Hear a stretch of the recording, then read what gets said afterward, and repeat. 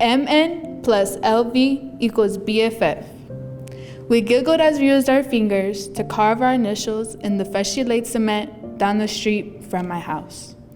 We were 14, and Mariella and I had just solidified our friendship forever. Could anything be more bonding? Well, maybe matching tattoos, but we were a few years shy of that. The next day, my dad was taking Mariella and I to school, as he did every morning, but because of the construction, he had to park his car a few houses down from ours, right next to our newly established friendship monument. I pointed at the clouds and our neighbor's lovely manicured lawn. As we got closer to his car, anything to avert his eyes from the sidewalk. But then, he saw it. Girls, what?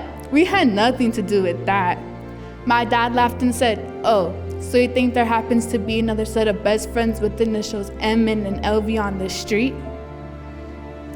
He was always slow to anger.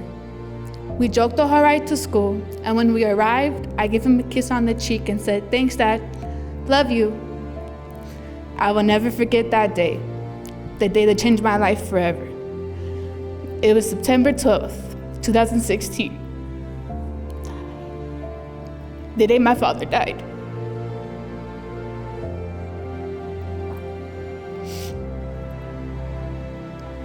Sorry. That day is forever etched in my mind. I got home from school and no one was there. My phone rang. It was my aunt from Florida. That's weird. She never calls me. "Hello?" "I'm so sorry, mija." My aunt's voice was slow and shaky. I rushed off the phone to call my mom and then my dad, but neither answered. Why aren't they picking up? I knew something had to be wrong. Fear and dark thoughts began to fill my mind, but in a million years, I never would have guessed this. After my dad dropped us off, he went to his construction job with my uncle. He was laying a new roof when he suffered a heart attack. My uncle did everything he could. An ambulance came, but he was pronounced dead before he arrived at the hospital. At 58 years old, he left behind his wife and 2 daughters. My father was always kind, patient, and hardworking. He was my actual best friend. We did everything together. Grocery shopping, working on cars, rock hunting. We even watched football together. Every weekend, he let me help him pick his teams. Life was good, and I was blessed. Did you know 71% of high school dropouts are fatherless? I was about to contribute to that statistic. Growing up without my father was a challenge I wasn't prepared to face. I didn't care about anything. I was numb. I had no motivation for school, and there were days where I didn't even go. My grades were terrible, and I lost sight of who I was without my father. I was a sophomore Hug High, skipping and failing school, when a friend somehow convinced me to go to the club at Hug on campus. That defining moment was the day that again redirected my life, this time for the better. Here, I met Charles Walker, our Seawalk to his kids.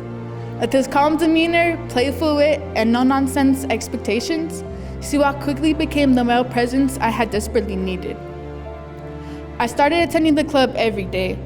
Seawalk never let me slack on my homework, and my grades started to improve. Now, I'm a senior enrolled in all honors and AP courses, and a proud member of the Health Science Academy. I participated in extracurricular activities that I never would have considered had I not stepped through those club doors. I've managed sports teams, played softball, and held officer positions in school clubs. Seawalk has opened so many doors of opportunities for me, and he still continues to do so. I found my passion for volunteering as a Keystone Club member, where we hosted community events like Breakfast with the Easter Bunny, Breakfast for Veterans, and dedicated countless hours to our club's COVID food pantry, boxing and organizing non-perishables for families in need. Seawalk even helped me secure a paid junior staff position at the DWR facility.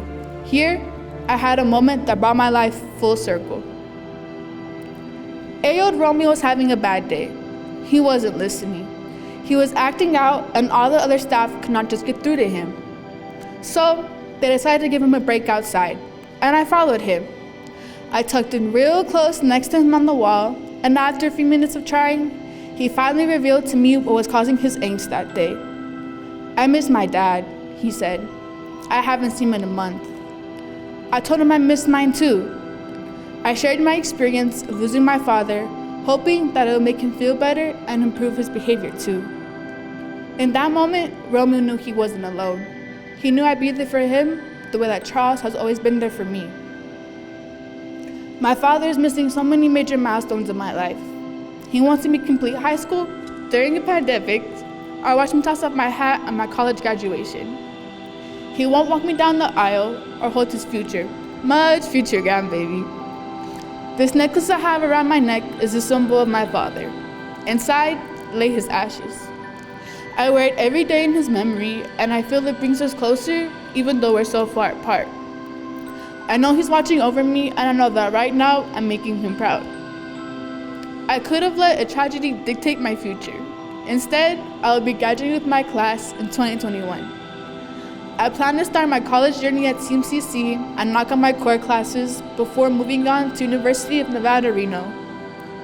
My dream is to go on to study forensic science and become a criminal investigator, law and order, SVU style. I am grateful for the Boys and Girls Club for being what I didn't know I needed and providing me with help, mentors, support, and guidance. Thank you.